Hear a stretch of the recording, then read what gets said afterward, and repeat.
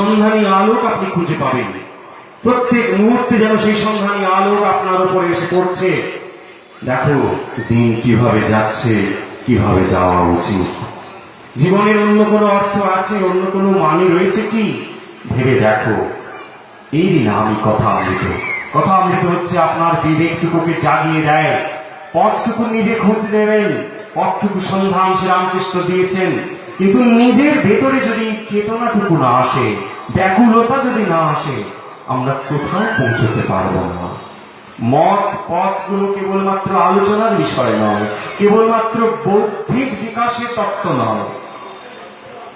আমরা যারা এখানে বসে রয়েছি, বা আমরা যারা শ্রীরামকৃষ্ণ কথা অমৃত করি, আমরা যারা শ্রীরামকৃষ্ণ ভাবধারায় নিজেদেরকে যুক্ত করতে চাই, তারা কেবলমাত্র বৌদ্ধিক বিকাশের জন্য অন্তত এই শাস্ত্রগুলো পড়ি না,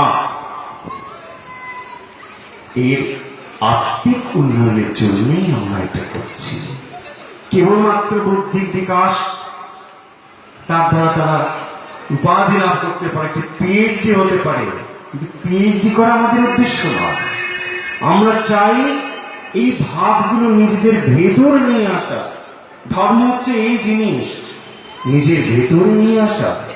স্বামীজি বলছেন বিইং অ্যান্ড বিকামিং, হওয়া হয়ে ওঠা। ধর্ম হচ্ছে তাই।